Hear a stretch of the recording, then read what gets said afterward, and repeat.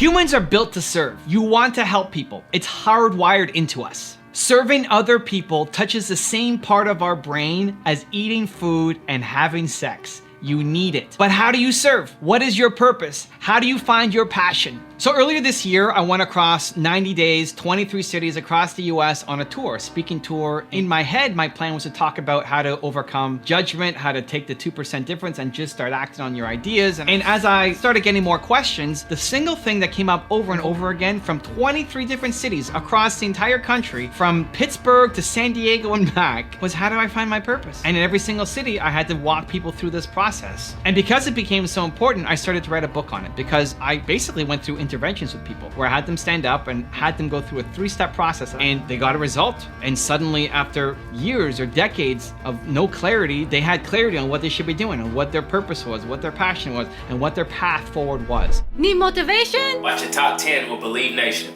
Hey, it's Nina Carmichael. We made these videos because you're probably the most ambitious person in your circle, but you know you're capable of much more, and you get that push by surrounding yourself with the best. So today, let's learn from one of the best, my husband Evan Carmichael, and his top 10 rules for success. Enjoy. Step 1 is who, step 2 is why, and step 3 is how. So let's start with step 1. It's your who. It's your most important core value. Humans are built off of core values, and there's one that's more important than all the others. If you had to decide what is your single most important core value, what is it? You may not know exactly, but you're gonna get pretty close. Just go down this thought exercise for now. What is one important core value that you hold, that if people around you were the opposite of it, it would be toxic to you?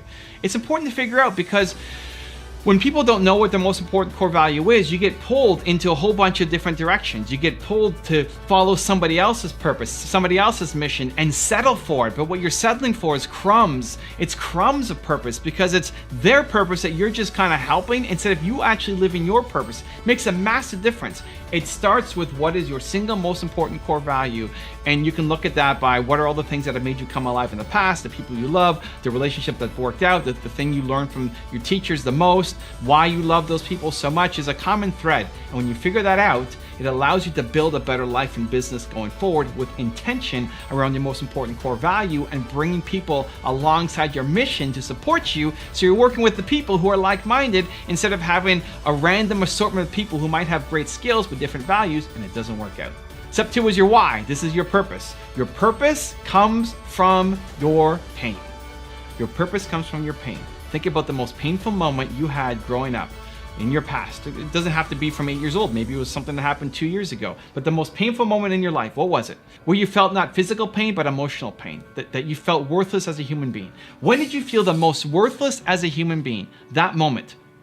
Helping other people is built into you, right? Humans are built to serve. But helping people who are exactly like that will be the people that you love helping for the rest of your life. Because whether that was 2 years ago, 5 years ago, 20 years ago, let's just say it was 5 years ago for this example, the person who you were 5 years ago, you've grown a lot since then. You may not be out of the woods. You may not have figured it all out. You're still on your journey. You're still learning and growing, and you never want to stop learning and growing. But you're way better than you used to be. You're way better than you were 5 years ago. Now, there's a lot of people who are exactly who you used to be 5 years ago, and they're struggling, and they need help, and they need guidance, and they're afraid, and they don't know what to do. You can help them. Just like the version of you right now could go back 5 years and help the person who you used to be, there are a lot of people who are what you used to be. They currently are what you used to be. You can help them. And helping them, it's not just a matter of you can. It'll fill you up. It'll never get old for the rest of your life. Your purpose comes from your pain. And then step 3 is your how. This is your passion. So how did you get out of it? How did you solve the problem? Again, you might not be totally out of the woods. You're still learning and growing. Amazing. But you've learned a lot since the person you were 5 years ago. How did you get out of it? What did you do? Was it watching YouTube videos? Was it meditation? Was it getting in shape, eating better food? What was it? What did you do? What did you do to save yourself? That was not a random occurrence. That was not something that can just work for you. That's a recipe that you can apply to help other people as well. The path that you took to get out, or at least get a little bit better than where you used to be, is something that is teachable that you can help other people with as well, and give them hope, and give them momentum, and give them confidence. And again, that will fill you up for the rest of your life. Rule number 2, ignore the opinions of others. Your fear of other people's judgment is the single biggest factor holding back the success of your life. You want to serve others. Humans are built to serve others. You need it. It's your purpose. But serving requires someone else. And as long as you're worried about that person's judgment and opinion of you, you'll stay still and never act. So you've got one foot on the brake and one foot on the gas, pushing hard, spinning your wheels, and never going anywhere, knowing that you're capable of a lot more, but afraid to take action. I don't tell a lot of stories about my parents. They had a huge impact on my life. They're here on the wall behind me. I'm 8 or 9 years old, and that's them above me. They're really private people, so I keep the stories that I share about them to a minimum. But one of my favorites are when I was in school, I was in art class, and the teacher told me to do a project, and he said, paint a window. And so I painted a window, and then I added a sailboat, and I added sunshine, and I had some curtains, and I added a lot more to the painting. And I failed the assignment because the teacher said, well, I asked you to paint a window, and you did all this other stuff. And so my parents went into school later on and said, hey, what was the assignment that you asked Evan to do? And said, well, paint the window. I was like, well, he clearly painted the window. I mean, he did what you told him to do. and they stood up and became a shield for me. And I was blessed to have amazing parents. You might have amazing parents, you might not. It doesn't matter either way. But wherever you learn and however you learn, you have to learn it. That you need to go off and express yourself. You need to go off and create the thing that you want to create, even if the rules tell you that you can't do it, even if your teachers tell you that that's crazy, even if your parents tell you you'll never make it and they want you to do something safe and practical. You have to do it because otherwise you're teaching yourself to play small, and that permeates for life. You have ideas, you're a genius, you've got Michael Jordan level talent at something. You should be off creating amazing things, but you're afraid because of other people's judgment. And as long as that is the thing that is in the back of your head, that you're not afraid of failing, you're afraid of failing in front of somebody else. You'll sing in the shower, but you won't sing on the street because you're afraid of what other people are gonna think about you. And as long as that is the reason why you're not taking action, then you lose for life. Rule number 3, do difficult things. You love difficult things. You do. Difficult things are amazing. Difficult things are the best. Difficult things are the only way that you grow. Think about it. What's the opposite of difficult? Easy, safe, inside your comfort zone, boring. The single greatest thing that you can ever do for your confidence is teach yourself that when things get difficult, you don't shrink down, you rise to the occasion. So in my keynote presentations, I used to always use slides as well. I had PowerPoint up and I wouldn't read the text off of the slides, but I have a picture and I tell a story about it, and it would always keep me focused on where my presentation was going. And then I got offered to do a speaking gig in Paris. I was the keynote speech at this big event for this software company, and I was gonna close the show for them. And I had this idea in my head that, what if I didn't do slides? What if I spoke on stage for, I forget how long, 45 minutes to an hour, closing keynote, and I just had one slide, and it was a picture of a rabbit, because I was telling a story about trying to teach a rabbit to climb a tree. And it scared me. I thought, it's difficult. And because that's what I thought, then I had to do it. Because in my head is, well, what if I don't remember where I go? What if I forget the stories? What if I lose track of where I'm at and I'm sitting here on stage, the closing keynote, been paid all this money to come, and I just suck? And because that was the reason, then I had to do it. I had to do it. And so I said, I'm just gonna have one slide. And when the tech team said, hey, what do you want to show on screen? Here it is. It's just one slide. Yep. No videos. Nope. No audio. Nope. One slide. That's it. Put that up. And I practice and I practice and I practice. And because my greatest fear in the world is disappointing people, I probably over practice and had my speech down, and I went and crushed it. But even if I didn't, it was the willingness to try. It's the willingness to do difficult things. That as soon as you feel yourself playing potentially small based off of something being difficult, that means it's go time. That means you have to do it. Because teaching yourself that you think of something that's big and scary and then you crouch down and you shy away and you don't do that, that's an ongoing lesson that you are teaching yourself that you suck. You're telling yourself, if I went and said, what about doing just one slide in France, right? For my Paris keynote. What if it's just one slide and I'm scared of it and I don't do it? I'm teaching myself that I suck. That's what you do. Anytime you approach something big and you don't do it, you're telling yourself you're not capable. You're telling yourself that you suck. And so everybody else might let you off the hook. You may not even tell anybody else about this crazy idea that you have, but you playing small is not acceptable. When something is difficult, you have to attack it head on. Rule number 4, be your biggest critic and fan. What do you say when you see yourself in the mirror? When it's just you, when you're all alone, it's just you, you see yourself in the mirror, what do you say? Do you say great things or do you beat yourself up? Most people, they might act confident and seem like they have it all put together, but secretly they're fighting their own battles, and at home, in private, the comfort of their own home, they're their own worst enemies. The secret is to be your own biggest critic as well as your biggest fan. The push you give yourself has to be from a place of love and potential, not lack and despair. So I recently posted on Instagram a little cartoon of me passing by a mirror, and you see my reflection in the mirror, and the caption says, "I love you." And then I challenge people to say, hey, what do you say to yourself when you look in the mirror? And giving them an 18-day challenge to say, every time you see a reflection of yourself, to say something positive, whether it's "I love you" or give yourself a compliment, something positive, because I think most people live in the land of negativity. All we see is all the negative things that we're doing and all the things that didn't work out and things that could have been better. And that can actually be very healthy. I think you need to be your own biggest critic. I think you need to have higher standards for yourself than what you're currently doing. But it only works, being your own biggest critic only works when it's based off a foundation of love. When it's based off a foundation of I am an amazing human being and I love myself and I suck at all of these skills. The problem that most people have is you see that you suck at a skill, that you didn't get the result, that you're not good on camera the first time you go out. You didn't get the result, you didn't land the sale, you didn't make the deal, you didn't get the date, whatever it is, you didn't get the result, and then you think that you suck as a human because you don't have the skills. It's the opposite. You're amazing as a human. It has to be from a foundation of love, that you love yourself and that you suck at the skills. And then you can beat yourself up over, how do I get better? How do I improve? How do I acquire the skills? How do I move forward towards my goal? Also, to make sure you're actually taking action after watching this video, I've designed a special free worksheet just for this video. The worksheet will highlight all of the lessons learned in this video, as well as pull out our 3 favorite learnings and quotes that will inspire you to actually do something. The worksheet will also give you space to write down what your key takeaways are and your specific plan of action to make sure you're getting results. If you want the worksheet designed specifically for this video, absolutely for free, there's a link in the description below. Go click on it and start building the momentum in your life and your business. I'll see you there. Rule number 5, raise your environment. Your environment has been perfectly created to keep you exactly where you are.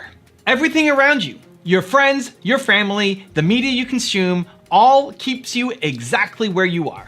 If you want to raise your standards and raise the quality of your life, it starts with raising your environment. So here's a story I haven't told in a while. When I was building up my YouTube channel and I closed my first multi-year deal with a big brand, it was with a CEO, high-powered CEO, one of the largest companies in the world, especially in the entrepreneur space. And it was going to be me and him on my channel every month answering questions from you guys, from the audience. We did a live stream every month. And it wasn't me interviewing him or him interviewing me. It was both of us talking about a certain topic and then taking questions. And I remember driving with my dad. He was getting a new car and we had this long drive out. For whatever reason, the place where we wanted to buy the car was super far away. And so it gave us this chance to talk in a car. And I just told him about this new deal that I had signed. I remember him asking me, Evan, what gives you the confidence to feel like you're on the same level as this guy? And he didn't mean it in a negative way. It was in a more awestruck way. It's like, man, look at where you've come from, because my family is very humble. Like, you have to be very humble. You have to appreciate what you've got. And so how am I now? How do I see myself on the same stage as this high-powered CEO, being his equal, answering questions? And the question took me aback. And I thought, you know what? He's right. I mean, if this was Evan of 5 years prior, I would have felt not worthy. I would have felt like I couldn't do it. I would have felt like this is too big an opportunity for me. Like I couldn't be the guy to do it. So what changed 5 years ago to where I was at that point? It was my content. It was my channel. It was all the videos that I'm putting up. Because in my head, it was a big deal in that this is the largest deal I had signed for 3 years. But more that I'm around Oprah every day, and and Dan Pena every day, and Kanye West every day, and all these people every day. And so I feel like I'm with them. And so this CEO deal wasn't that huge a deal because I had changed my environment, right? I'd raised the stakes in my environment, and that raises your standards. And so I realized, man, this is crazy how important my channel is to myself, at least to my own growth. If it's not to you, at least to my own growth, because you often can't see it on a daily basis. I could not pinpoint the one video I uploaded or the one day that I felt, this is it, it's happened. But if I look back over a 5-year period, a 1-year period, a 6-month period, even a 3-month period, think about who you were 3 months ago. If you're invested in yourself by watching these videos or reading books or anything else, if you're investing in yourself, even just look 3 months back and think, have I grown? How much have you grown in the past 3 months? You may not see it on a daily basis, but with months and then more months and then more months and then years, if you keep on the path, you'll see some tremendous results. You may not even recognize the person who you used to be. And that's why it's so important that you raise your environment. Rule number 6, get focused. If you are not focused on your goals, you either don't want them or you are afraid of them. You might just not want to do them. You might be in the wrong thing. You might have picked the wrong goals for the wrong reasons. Or you're afraid of your goals. You're afraid of failing. You're afraid of it not working out and what that means. Either way, the answer is action. If you don't love it, move on immediately. And if you're afraid of it, move into it immediately. Focused action is always the answer. So one of the entrepreneurs that I've invested into, his name is Alex. He helps me run Toronto Dance Salsa, which is the largest salsa dance school in Canada, maybe North America. And we're sitting down reviewing his goals and reviewing his habits and making sure that, you know, what he said he was going to do matches to him accomplishing his goals. And there were a couple things that were big things on the list that he had to get done, and he was afraid of making a mistake. So for example, we're trying to create the interior of the studio and make a wall that speaks to the purpose of the company, speaks to the mission, the vision, what we're trying to accomplish. And we want to have something beautiful that people want to take their pictures on. And he's so afraid of getting it right. He's so afraid of doing the wrong thing that he does nothing. And every time he opens up the file to look at what he wants to do and different ideas, he's afraid he's going to make a mistake. He's afraid he's going to invest time, energy, dollars, my money into something that then when people show up, say, huh? And it doesn't work out. He's so afraid to fail that he doesn't take action, which becomes the biggest failure of all. So here was our solution. Procrastination Power Hour. Said every day, PPH, put it into your calendar for 1 hour. This is your PPH time, the thing that you have been procrastinated on, right? The thing that serves the business. If you've been procrastinating on it and you don't like it and it doesn't serve the business, great, get rid of it. That's not what we're talking about. It's the things that you're afraid of, the things that you don't want to make a mistake on, that you're just pushing aside because there's all this busy work that comes in. Because yes, we have to respond to customers, and yes, we got to do all the work that goes into the day-to-day of running the company. But if you're so focused on just the day-to-day and never focus on the things that will actually help you grow the bigger picture stuff, then guess what happens? You never do the bigger picture stuff.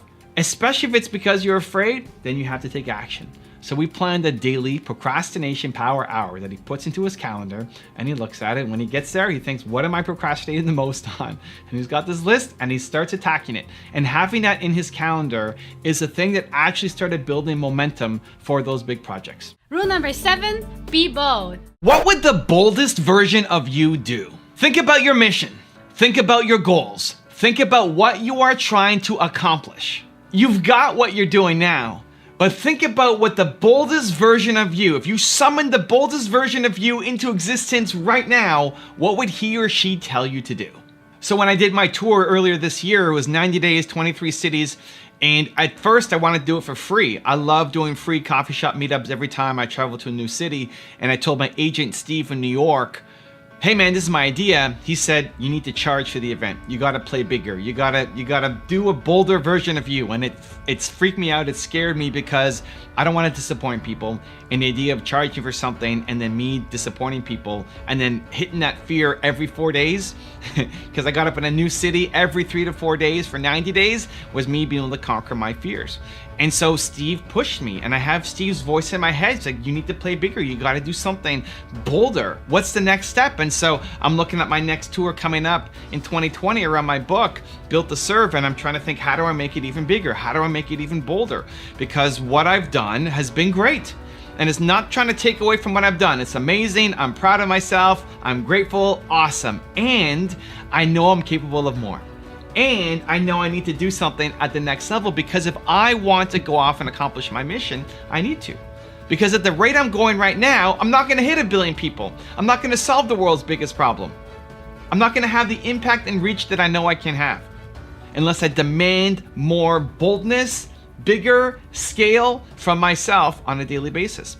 And so for me, having Steve's voice in my head, having Elon Musk's voice in my head, having Steve Jobs and Ape Giannini and my parents and Kanye West and Howard Schultz constantly in my head, the content that I make is for myself.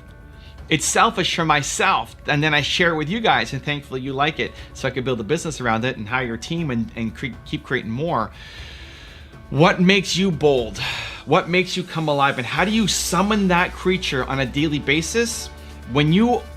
If you wake up and you daily, every day, consistently are bringing the boldest version of you, even for 1 year, if you woke up every day for 1 year and summoned the boldest version of you, your life is going to look dramatically different 1 year from today. Rule number 8, feel the fear and do it anyway. Stop thinking that you should be fearless. If you go through life fearless, that means you are playing small and not doing anything that is worth doing. You should be dreaming big. You should be pushing boundaries. And in that push comes fear.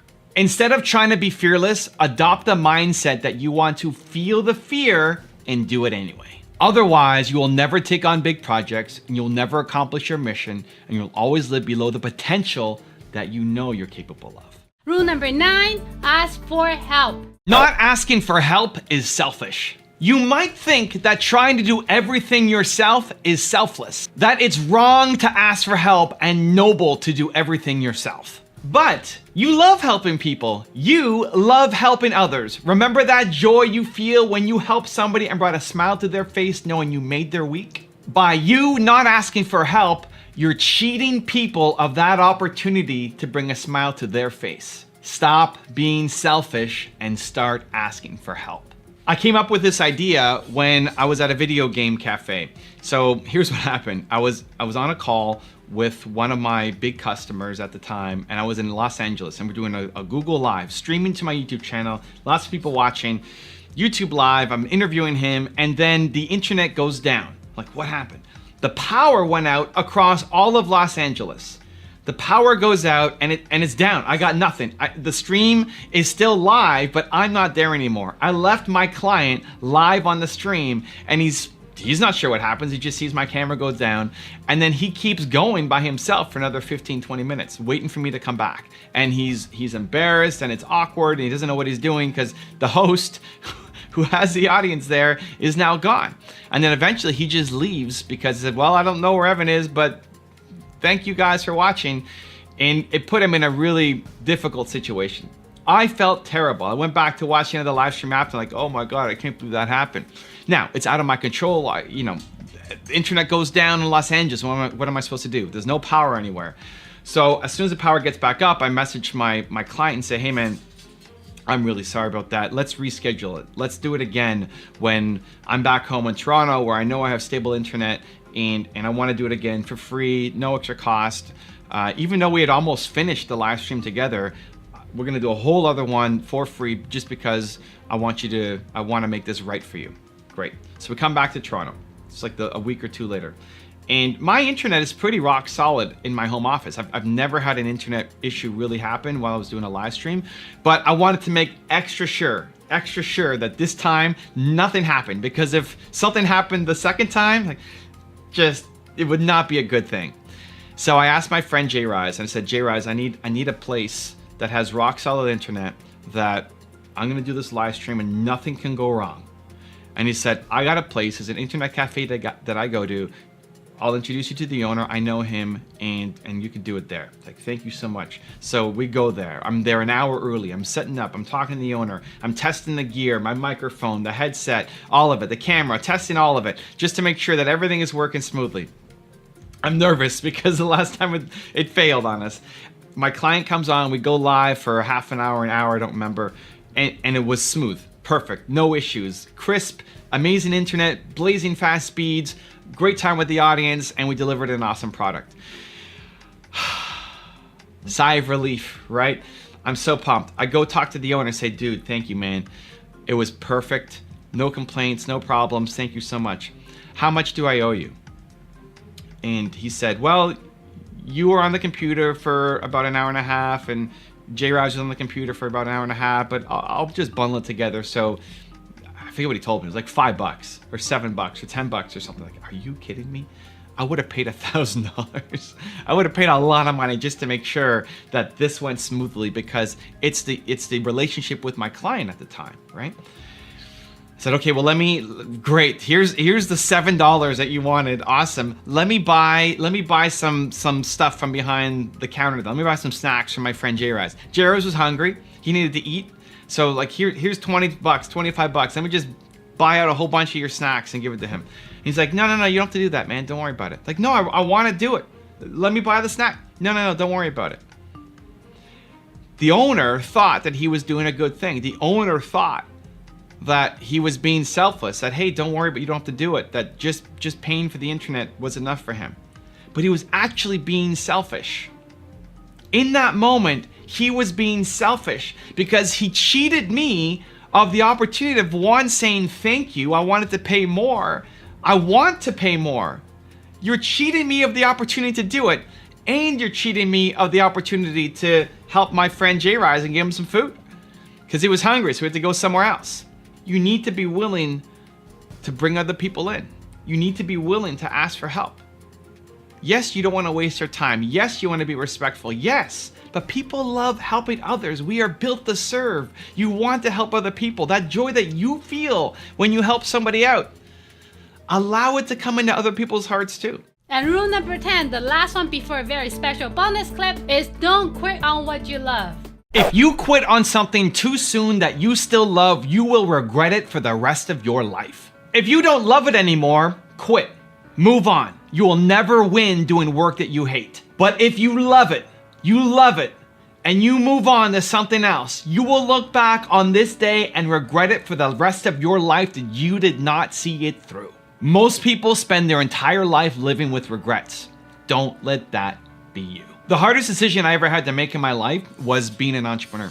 I struggled a lot with the decision, do I want to be an entrepreneur, and had this opportunity to make $300 a month and earn 30% of a company versus going to work at a job that I thought I wanted, a job that I'd been preparing myself for, that this is what I wanted to do. It was in my high school yearbook of this is where I was going to be. And here it was, earning 6 figures, traveling around the world, doing the investment banking that I thought I wanted to do, versus making $300 a month and owning 30% of a company.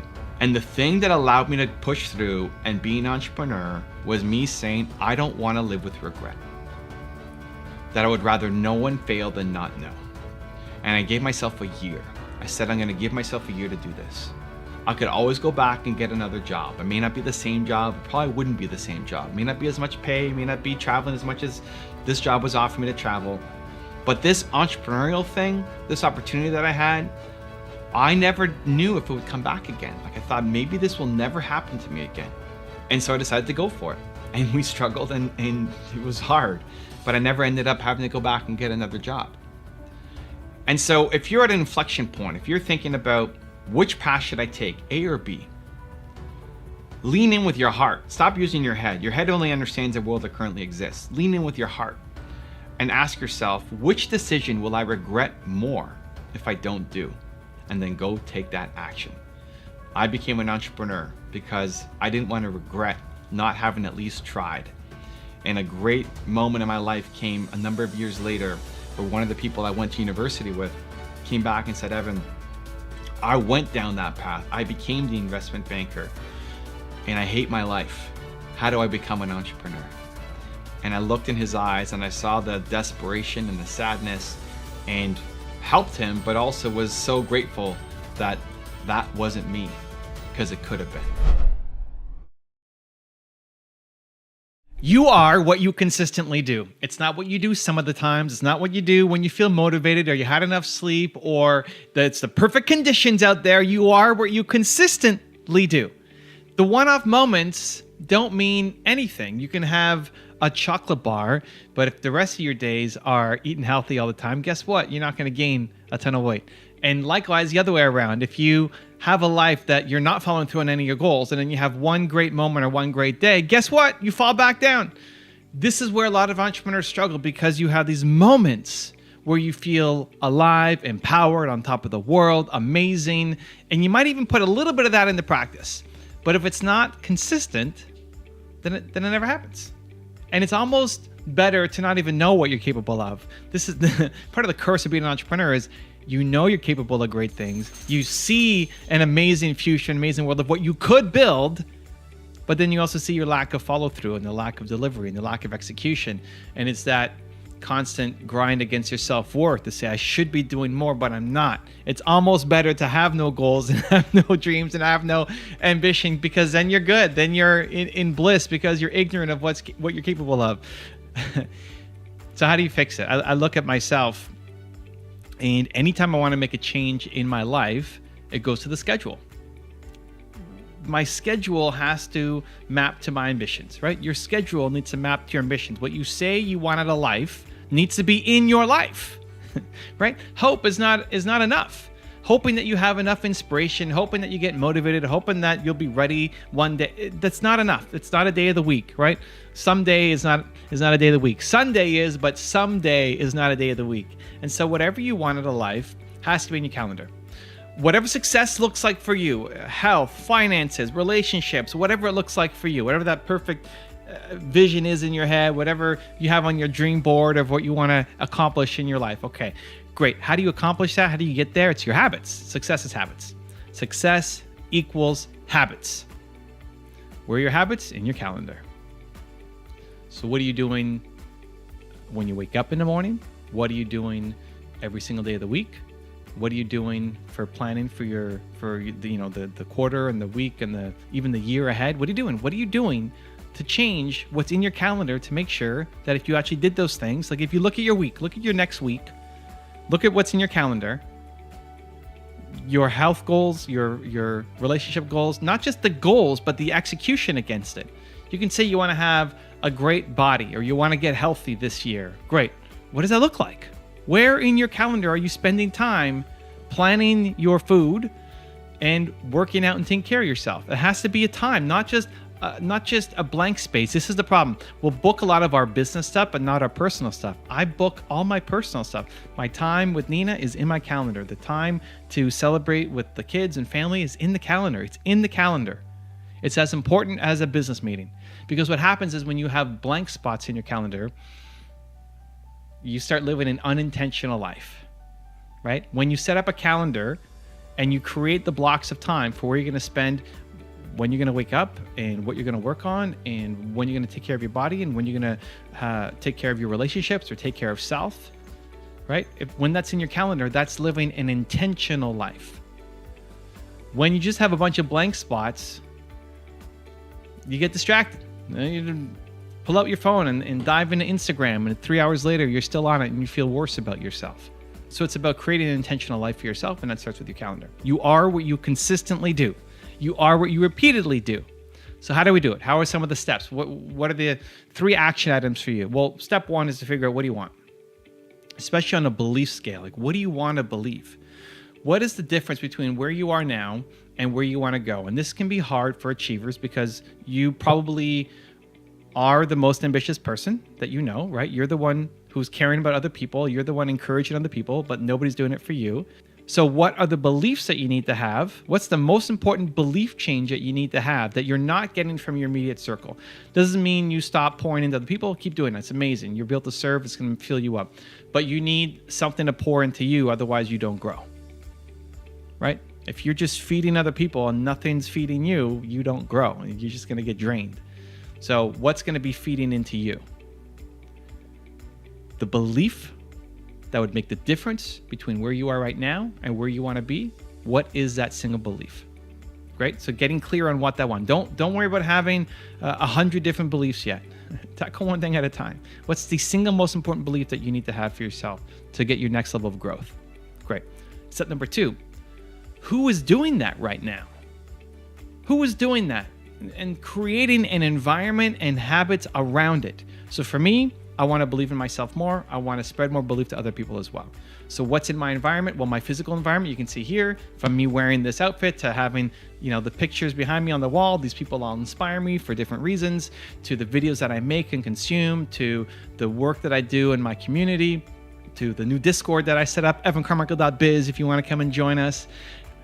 That's part of what I do every day to make me feel like I believe in myself more, believe in me as a human, believe in the work that I'm doing, believe that it will work out. I want more belief, and I've designed habits and rituals to help me get it. Where most people, again, do not wake up and feel like today's going to be an amazing day and they're just bursting full of energy and on top of the world from the moment they wake up. No, I woke up this morning. It was just past 7. I don't sleep to an alarm, so I woke up and I wake up when my body tells me to wake up. So I woke up just past 7. I didn't know what day it was. I'm tired. I wake up, I go to the bathroom, and on my way, I put on an oldies song, and oldies music gets me moving, gets me bouncing, gets me jiving, and then immediately start going to community stuff, right? I'm in the bathroom, I'm listening to my oldies, I look at my intention for the day. Today I'm recording YouTube videos. How do I want to show up? What do I want to do? Who do I want to be? Showing up on the content, and then go to community. And I join my Discord, and I'm giving love to people because it makes me feel like what I do matters, and it makes me feel more belief, right? I've got videos on that, remind me of who I want to be. I'm around my heroes and mentors, but deciding the difference that you need to believe between now and where you're going, and then 2, putting it into your calendar, especially the morning routine of how you're going to show up. So it's not an accident, so that you don't hope that you show up and you do it today, but that it's marked in your calendar. And in step 3, and this is the hardest for a lot of people, is you do what's in your calendar. Here's a really important rule that if you do this, it will change your life. When you are deciding what to do in your calendar on the day of, you cannot change what's in today's calendar. You can change tomorrow's, but you can't change today's. Here's what I mean. If you're looking at your calendar and you set out your goals, right? Here's who I want to be this week. Here's what I want to get done this week. I want to wake up at this time, and I want to work out, and I want to connect with my family, and I want to serve, and whatever the chunks of time are for you. There's a tendency to, in the moment, change. Where on Sunday, you looked at your calendar and said, here's what I'm going to do. This is going to be an exciting week. It's great. But then come Thursday morning, you don't want to wake up at that time. Or you see what's in the calendar, it's like, I don't want to go for that run. I don't want to make those calls. I don't want to make those videos. And then you don't. And you quickly fall off track. Sound familiar? Is it making sense? It looks so great on the weekend when you plan this, but now when you're actually doing it, you don't do it. And then what happens is the next time you say you're going to do something, you don't believe yourself because you let yourself off the hook too easily. So the rule becomes you can only change tomorrow's calendar, not today. You're tired. You had a rough day. You don't think this workout's working for you anymore. You don't think making videos is aligned with you anymore. Great. Tomorrow, you don't have to do it. Tomorrow, you can change. But today, you're doing it because you said you were going to do it. Tomorrow, you can sleep in because last night you had a rough night. So today, you're extra tired. But you're still getting up when you said you were going to get up, and you still do the things that are in your calendar. And then tomorrow, you can sleep in. And tomorrow, you can adjust the workout, the business plan, whatever, if it doesn't feel right anymore, but not today. Don't trust yourself in the moment because your brain is going to tell you to play small. Your brain is going to remind you why you can't do these things. Your brain is going to find a reason for you to let yourself off the hook again, like it did last time. You know what you want. It's what you said you were going to do on the weekend when you look at your calendar. You have to show up the day of. So you have to get really clear on the belief that you want to have that will make the difference for you. You need to surround yourself with those heroes and role models and change your morning routine to reflect it. And then you need to actually do what's in your calendar. And if something's off or doesn't work, you change it for tomorrow, but you can't change it in the moment. You are what you consistently do. You know you've got so much inside you and so much that you want to share and serve and help. And you keep letting yourself down. And it's time to change it. You're ready to change it. You're ready to move past it. You're ready to be the person who follows through. You're ready to be the person who, with that big dream, starts to make momentum towards it. The only difference is being the person who does what you consistently say you will do. You've got a great idea. You know it can change the world. You know it could have a big impact. You know it could change the fortunes of yourself, your family, the people around you. You've got a great idea. You know it can work. You know it can work. The problem is you don't know if it can work for you. You believe in the idea, but you don't believe in yourself. And so here's what's happened. Why? Well, it's because you've tried and stopped and started and stopped and started and stopped. And you maybe saw a little bit, tiny results, but then you lose the motivation and you stop. You've never stayed with anything long enough to actually let it see results. And so you built up this pattern inside yourself that says, I can't do it. The idea is great, but I can't do it. That's really at the core. If you really believed that you could do it and you really believed in the idea, you'd be doing it and crushing it. So that's the biggest difference. That's why lack of belief is the world's biggest problem. The only thing you're missing is actual sustained momentum against your ideas. Because if you believe that you could do it, you'd be out there doing it. You believe in your idea and how it could change the world, but you don't believe in your own abilities to do it. Now, this is where we have to start talking about making decisions with your head versus your heart. So your head only understands a world that exists. Your head is logical, it's practical. And so whatever's been done can be done again, right? It's logical. And so if you've got a job at some company, you know you can make X thousands of dollars a year. That's safe, that's logical, that's practical. You know it can be done. It exists. Other people have done it too. You compound that with people telling you to do the safe thing, right? Go get a job, go take the safe path, go take the safe route. And so there's a lot of outside forces, especially fear generated, that keep you on a small path, keep you on the safe path. And it's not necessarily wrong. It's not malicious. They're not trying to hurt you. It's just fear-based, and so it's small. You never create amazing things when you're living in a fear-based state. And that's what you're doing when you make big decisions with your head. Because your head only understands a practical world that currently exists. Now your heart's a different story. Your heart can create something that's never existed before. Your heart is where all the artists live, all the game changers live, all the people who end up making massive change in the world, that's where they live. They're creating something new. They say, I see something that other people don't see, and I can go create it. That's heart. You're creating something that hasn't existed before. That doesn't make sense. That's not logical. That's not practical. There's nothing to tell you that this could work, but you feel that it can work. That's where I know you guys are at. If you're watching this channel, you're watching this video, that's where I know you're at. The problem is living inside your head instead of living inside your heart. So what happens is you'll have some days where you're living in your heart. You'll have some days where you feel bold, motivated, excited, feeling like you're capable. Like maybe you could actually do this. You'll have some days. I'm gonna switch my hand. My hand's getting tired of holding the video. You'll have some days where you'll actually feel that way. Like maybe I could be the person. I am bold. Maybe you watch a video, maybe you just wake up and you get inspired, you had a great dream, something happens, and you have this moment where you just feel bold, powerful, unstoppable, and say, today's my day, I'm gonna go off and do it and crush it, right? We've all had those moments. But then you wake up the next day and you're back to being in your head, telling yourself, I can't do this, I didn't go to school for this, I don't have the money for this, I don't have the talent for this, I'm not good enough for this, I'm not brave enough or courageous enough for this, right? That's all your head talking to yourself. When you haven't fully decided on something big, what ends up happening is your head and your heart fight. So if you haven't fully decided that you want to start this business, that you want to hit your 10 million subscribers on YouTube, that you want to fill in a blank, your big, crazy, ambitious goal, when you haven't fully decided on it, your head and your heart are going to fight. They should fight. Because it's not logical, it's not safe, it's not practical. If it was, it wouldn't be a big idea. Your big, amazing, bold ideas are not logical, they're not practical, and they're not safe. And so your head is always gonna say, whoa, whoa, whoa, slow down, this is scary. And most of the time you're gonna listen to your head, and the people around you will tell you listen to your head. What you need to do is fully decide. What you need to do is decide that this is going to happen, that it's not an option anymore, that there's no maybe I'll do it, maybe I won't. Your heart has to decide the big decisions in your life.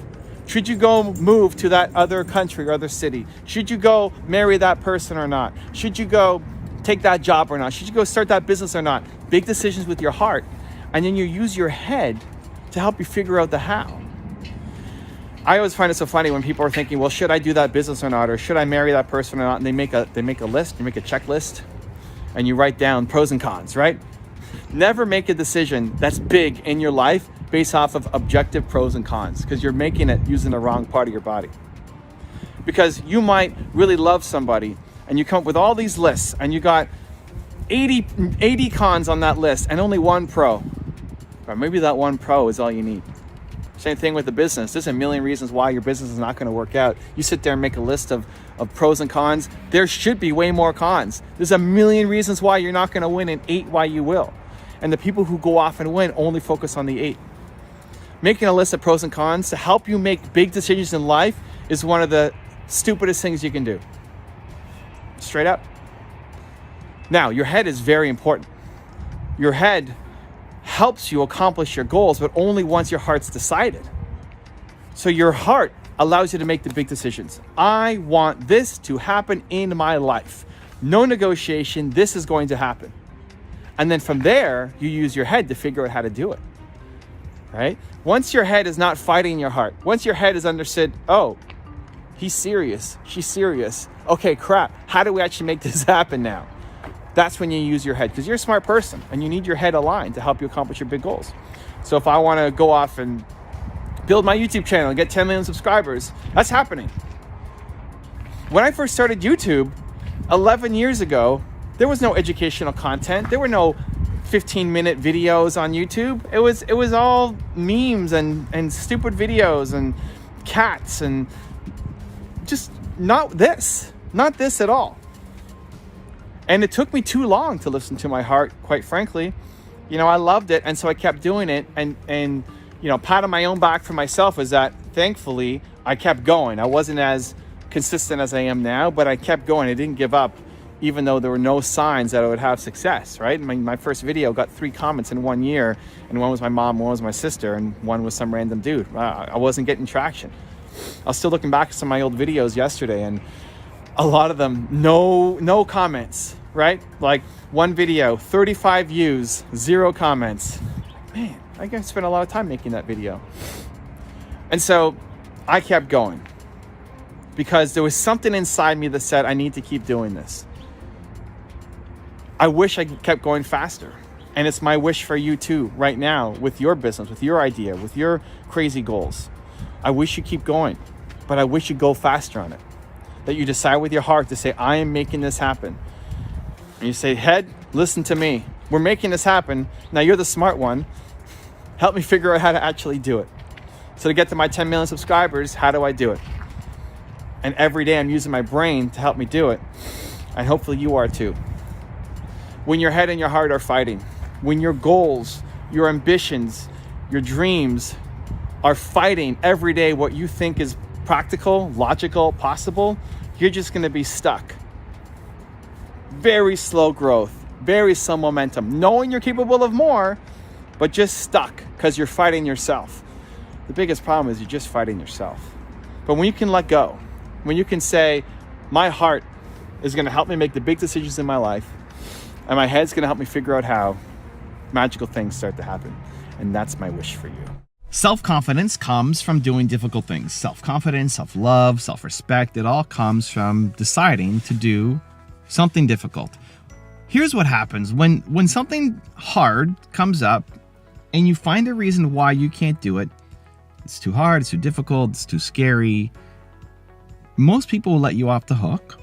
The people around you will say, yeah, it's way too hard. I mean, the fact you even thought about it was crazy. You let yourself off the hook.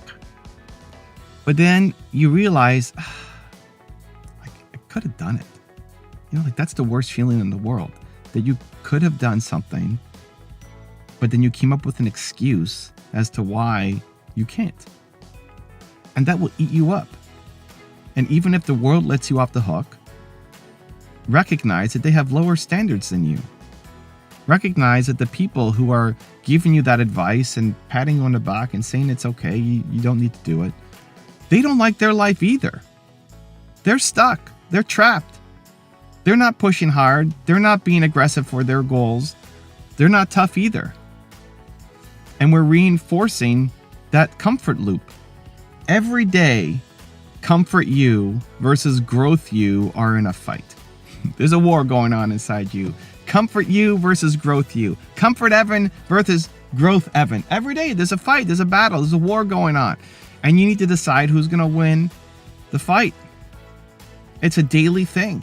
And the more growth you wins against comfort you, the more you start to grow, the more you start to hit your goals, the more you start to have an impact, the more you start to love yourself. Because again, even if the world would let you off the hook, you know it's just an excuse.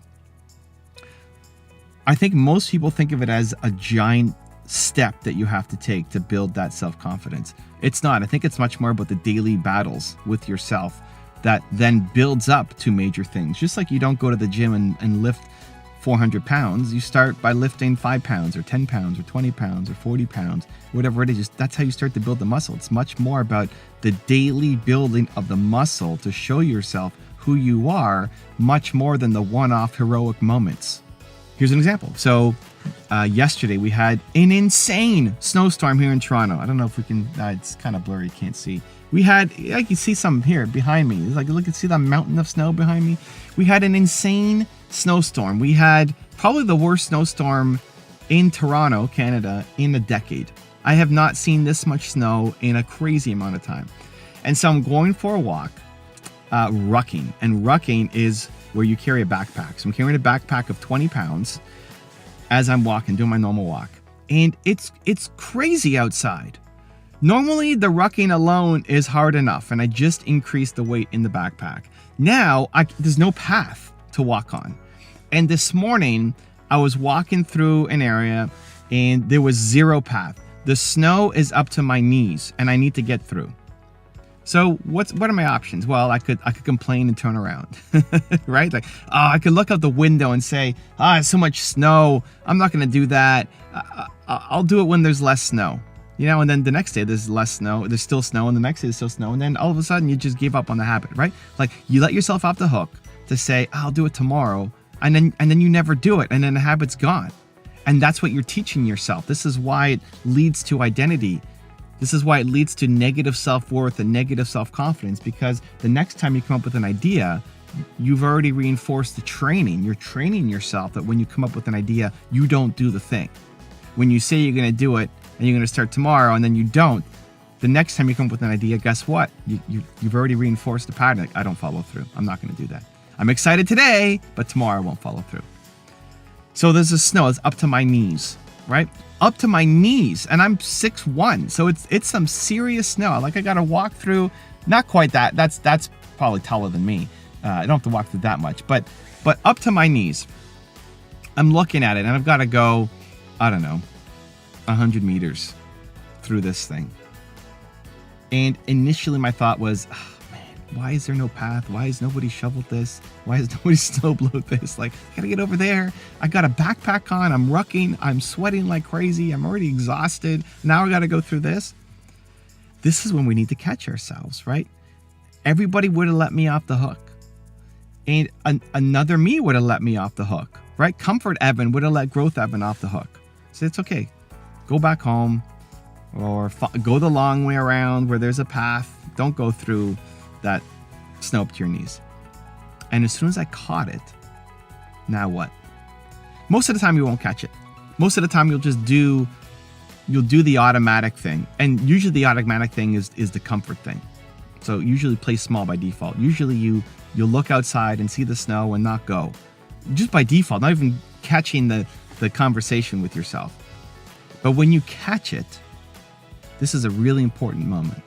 What do? Do you do the difficult thing or do you do the comfort thing? Because when you catch it and you make a conscious choice, this is how we start to either change our identity or reinforce our identity. So I looked at it, I caught it, and I said, I'm going through. Let's go. You know, I caught the negative thinking. I caught the comfort Evan coming over, walk around, go home. Nope, not happening. We're going through. We are going through. We are going to make it through. And it was rough.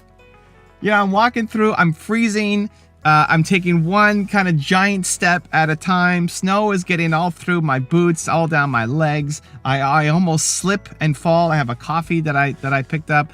It's dripping all over the place. And in my head, as I'm going through it, it's like, this is the best. Let's go. Let's go, Evan. You got this, man. Let's go. You do difficult things. That's the thing on repeat in my head. Combined with that, I'm also telling myself that, you know what? Not only am I doing this difficult thing for me, I'm also creating a path for other people, that the next person who comes up against this 100 meters or so, that now they will have not an easy time, but an easier time of crossing the same path so that they can get across. So it's going to service. If you're ever having a hard time getting yourself to do something, it's one, you do difficult things, remind yourself, and two, default to service, that it's not just about you, it's for other people. Now, that may not even be true. Maybe nobody ever comes across that path.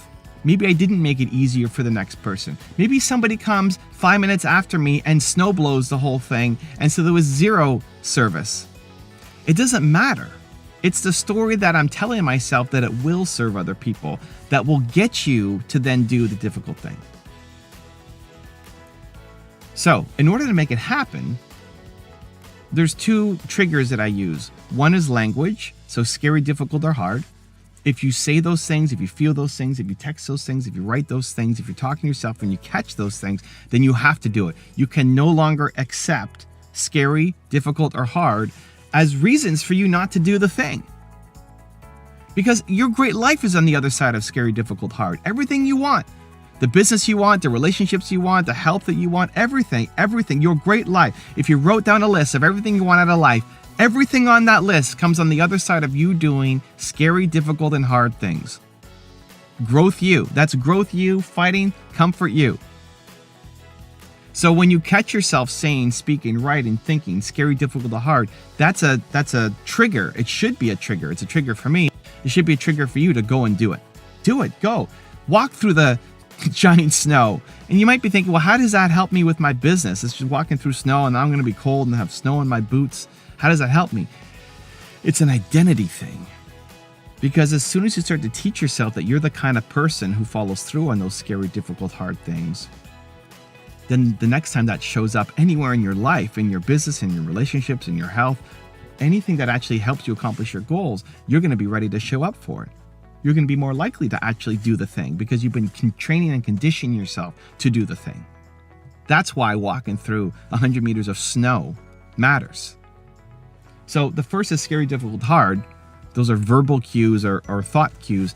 The second is the boom, boom, boom test where your heart is beating quickly. It's like when your heart is going crazy like that, it's usually because you should be doing something. You're afraid, right? Now, don't go standing on the highway because it's scary and it makes your heart race, right? Don't be stupid. But most of the things that you're afraid of aren't actually things that are going to be life-threatening, right? They're not. Usually it's other people's opinions. Usually you're afraid of not failing, but somebody watching you fail, right? You're going to fail at something, who's going to see you. That's what we're actually afraid of. And that cannot be a good enough reason. It can't, not anymore. If you're afraid of losing in front of somebody, if you're afraid of other people's opinions, if you are living your life based off of the expectations and judgment of other people, you will never do anything great. You will never live your great life because somebody always has a plan for what you should be doing with your life. You will never please everybody. It's not possible. You have to start to learn to please yourself. And it's not doing something just to show off and just to prove somebody wrong. I'm not a big fan of tapping into that energy. The reason to do something is not to prove somebody wrong and make somebody else look stupid. The reason to do something is because that's who you are and that's what you want to do. And so learning to do difficult things, teaching yourself step by step, brick by brick, one snow storm at a time, teaching yourself that will change your life. You deserve a better life. You deserve a great life. And that comes on the other side of you doing the things that are scary, difficult, and hard. If you think money is scarce, you hoard it because you believe that no more money will come to you. If you know money is abundant, more money will flow to you. This isn't about being wasteful. It doesn't mean you have to go and always empty your pockets and buy a lot of dumb stuff and throw away all your other stuff. It doesn't mean you have to waste your money. But it's switching the mindset of money is not just some scarce thing that you don't know how to make, that you will never have more of, and so you need to hoard every single dollar that you've got. This is honestly something that I am continuing to rewire myself on. I struggled a lot with money, especially in the early days of my business. Even growing up, I grew up in a middle-class family. My parents are behind me on the wall. Hold on, there we go. This is me when I'm 8 or 9 and my parents here. They believed in education a lot and they didn't have a ton of money. We weren't poor, but they spent all of their money basically on putting the 3 of us kids, I have 2 sisters, through private school. So any money that they made basically poured into our education. And as a result, we didn't have, money for other things. And where my friends at these fancy schools were getting, BMWs for their 16th birthday so they can go off and drive, I didn't get any of that. And it's not woe is me, but it's more I just had a scarce mentality around money. In my first business, I was making $300 a month. I was eating the same bean salad lunch every day because it would fill me up and wasn't very expensive. When we celebrated a win, we'd go to McDonald's. If we got a new client, like, hey, we sold another piece of our software, we'd go to McDonald's and order a large fries and share that between the 3 of us because it was cheap and we wanted just some little way to celebrate. And I just remember how painful it was to feel like you have no money and you can't buy stuff, and I couldn't hang out with my friends and I couldn't do what I wanted to do. And I think that has a traumatic effect. Maybe that's you as well. You have a scarcity mindset around money that you don't know how to make it. And so anything you've got, you got to really hold on to it and protect it. And again, I'm not advocating for being reckless or stupid or just throwing money away. Be smart about how you're going to invest and use your money. The more important thing is developing the mindset that you can create money, that by bringing a lot of value to people, you can make more money, you can turn it into something. So one of the things that I've done recently that has helped both myself and Nina, my wife, is we create what we call a care fund. And every month when we're doing our numbers, Nina will put together how much we've made this month, how much cash flows come in, etc. And then we allocate a certain percentage for a care fund that we have to go off and spend. Either for ourselves or for other people. And so my default is to invest, right? Like invest back into the business, invest into markets, invest into assets, just invest. And that's a great, good mindset. The downside of that is you don't get to see the impact that it can create. And so said, you know what? We need to dedicate a percentage every month to go and help somebody else, and maybe it's help ourselves. On the weekend, Nina bought a very expensive purse. We went shopping. She bought a very expensive purse. We bought a Chanel bag, and probably more expensive than she's ever bought a bag. And for me, it's like, oh my gosh, you can't be spending this amount of money on a bag. But it's worth celebrating yourself. It's like, you know what? Like, we earned that. We did so much work in our business. You can go and afford that. We've also used the money to donate to charities. We've also used the money to support our family and things that they needed or wanted in their lives. And it's something that we have to spend every month. Nina asked, hey, can we just save it so we can invest more and then that leads to more in the future? Like, no, we're already saving other money to do that. Like, that has to be spent every month. And so where we have to sit, this might sound crazy. We have to sit down every month and figure out how are we going to spend this money? Because my default is not to go and spend. The default is to invest or just to save. And so doing that, it doesn't have to be a big amount of money. It could be $100 a month that you force yourself to spend on making somebody else's life better, or even your own. Like that thing that you would never buy for yourself. You know what? I've worked hard. I'm going to buy it. Or you're going to go buy somebody a meal, or you're going to go and give a homeless person $100, right? Like you're going to do something with it. Because what it does is starts to change your mentality around it. It starts to make you feel like more will come. that I'm creating. And so whether it's $10, $100, $1,000, $10,000, like, you know, whatever it is, I'm not advocating you go drain your bank account and just go crazy and buy a Chanel bag, you know, but allocating a certain percentage every month so that you can start to rewire your beliefs around money, that it's not just super scarce. So that would be step number one, right? Allocate some kind of budget to helping, especially others. Because when you help others, it just makes you feel so good. And you can help others in a lot of ways. You can help them with your time. You can help them with your expertise. You can help them, you know, not just give a man a fish, but teach them how to fish, right? But there's the immediate gratification of helping somebody, buying the coffee for the person behind you in line, or seeing somebody that you know that $25, $100 will make a big difference. And like you were able to afford to do that, gives you the extra oomph to go off and want to do more of it. Like if you know that $25 changed that person's life, imagine if you can give them $2,500. But to do that, you'd have to go off and build a bigger business, right? So the core of your business needs to be serving and helping and contributing back. And you can't afford yet to give somebody $2,500, but you could if you kept building your business. And so it just gives that little extra bit of motivation and incentive, right, to get out there and start to do it. So allocate a certain percentage. Second is to be around people who are generous. Be around the people who have the mindset that you want to have. If there's a belief that you want to adopt, the fastest way to do it is to be around the people who constantly are screaming that belief, the people who are constantly living that belief. So if you love my view on something, great, hang around me more often. There's lots of videos. You love Grant Cardone's view or Gary Vee's view or Oprah's view on something. The more you hang around them and watch their content and read their books and listen to their speeches, the more you're going to start to adopt that same belief system. So if you want to believe that money is not scarce, then you need to be hanging around people who believe that money is not scarce, because probably the people in your life believe money is really scarce. And the people that I grew up with believe that money is really scarce, the closest people around me.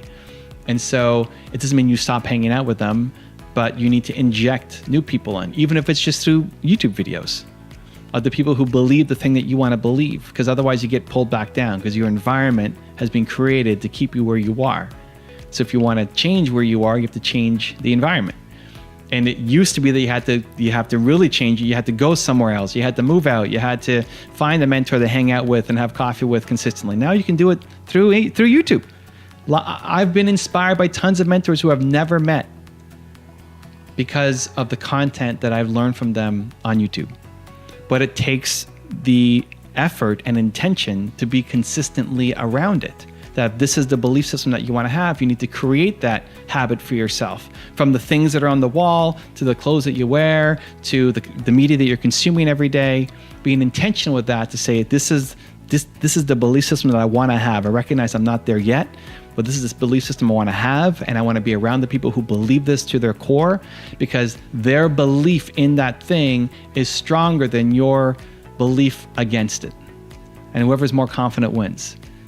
And so when you're around the people who believe that thing so much, they will pull you towards them to start having that similar belief system. And then everything starts to change. I think having a scarcity mindset is extremely limiting. I've lived through really intense versions of it. I still feel like I'm coming out of it. I've grown a lot compared to where I used to be, but still have a long ways to go. I probably still have things that I'm holding on to that I shouldn't. I probably still should be more generous than I am. And I'm working through it as well. I might just be a little bit further ahead on the curve. Definitely compared to 19-year-old Evan, who thought money was the most scarce thing in the world. When you can learn to make that rewiring happen, that's how you start to change your life. So if you look at the people around you, look at their beliefs, especially around money, and see what do they think, and then see where they're at in their life compared to the people who have different beliefs around money and where they're at. Who would you rather be? And you could be there. You could be that person if you start to change your beliefs, your environment, start to help more people with it, start to allow the money to flow. Because when you start to believe that you can create a lot more money for yourself, a lot of things start to change.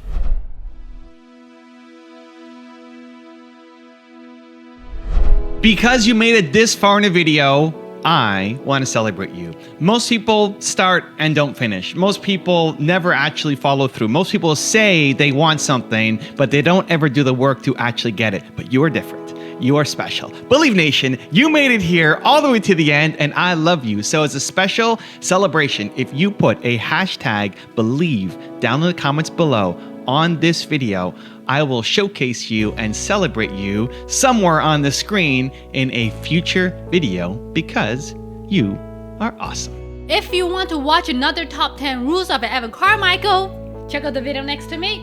Continue to believe. I will see you there. The problem is people compare themselves to others as a way to kick themselves down. You look at somebody else who's done a lot more than you and you say, wow, they're so much better than me.